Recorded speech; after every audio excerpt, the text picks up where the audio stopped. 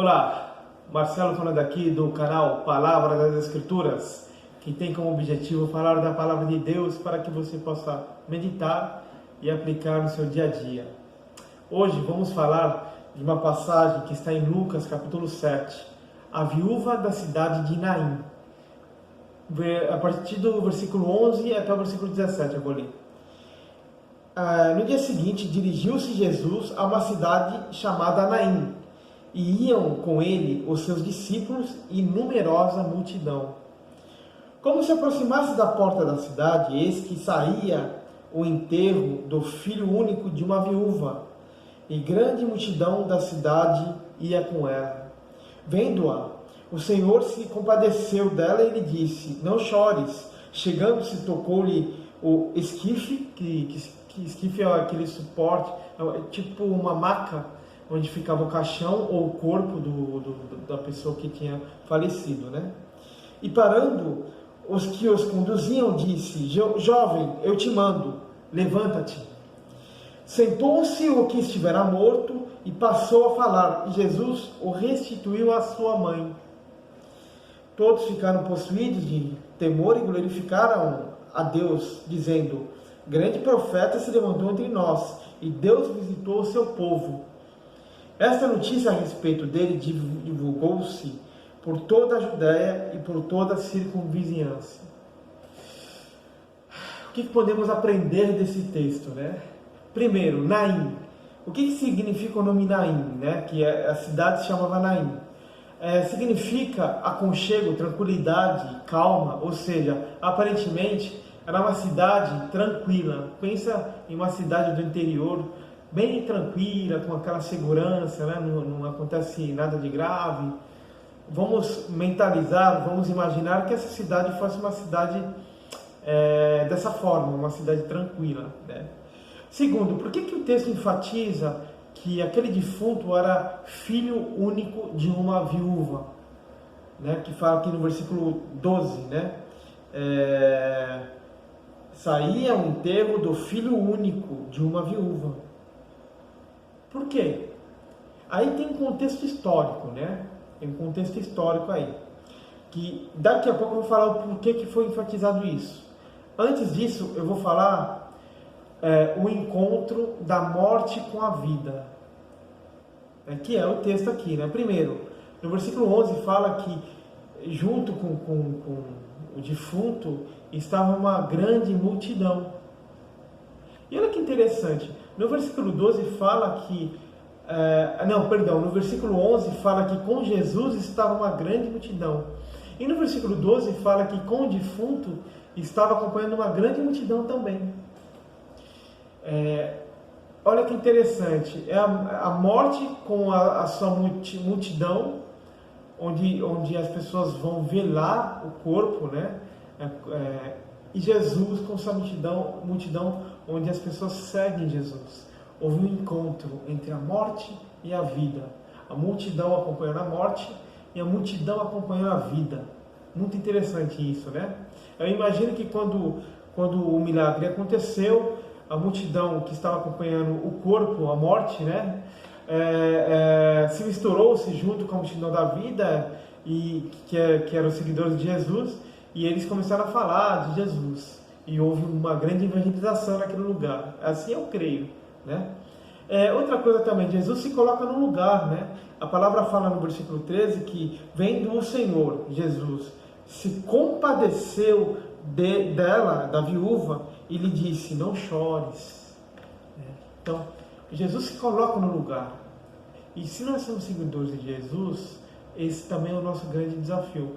Se colocar no lugar da pessoa, se compadecer ao teu próximo. O interessante também é que, engraçado, Jesus tocou na esfinge, né? na esquife, né? que é uma maca onde fica o caixão ou o próprio corpo. Ele tocou e assim parou as pessoas que estavam o conduzindo, né?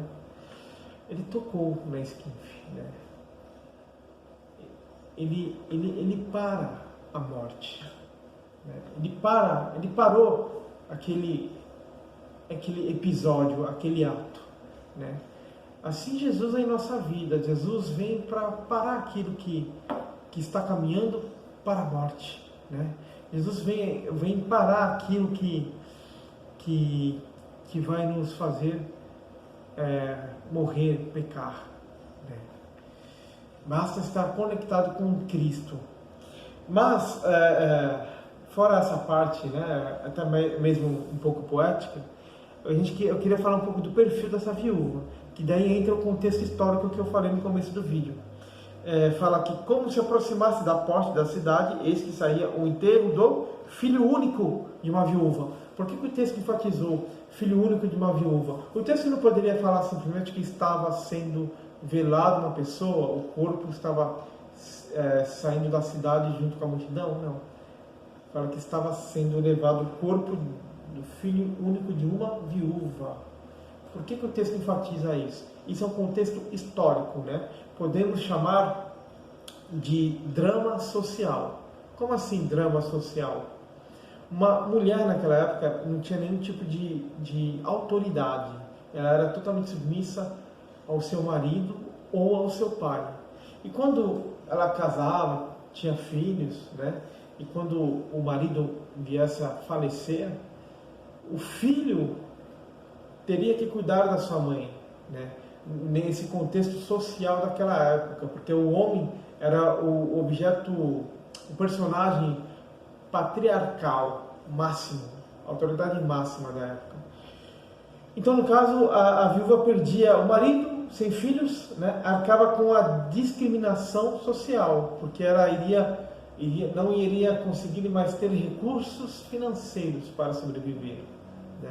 Muitas viúvas naquela época mendigavam pão, porque não tinha marido, não tinha pai, não tinha filho. Então não tinha ninguém por ela, e ela não tinha autoridade na sociedade. Por isso que Jesus, é até interessante aqui na minha versão, fala que Jesus restituiu o filho à sua mãe. Versículo 15 fala isso, né? E há uma restituição, porque ela sofreu uma perca. Jesus foi e a restituiu.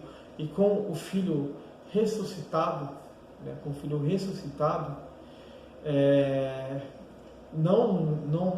ela só não tem a alegria como mãe de ter o seu filho de volta, mas também a garantia do seu recurso social, do seu status social, do seu recurso social. Iria ter alguém por ela, que era o seu filho.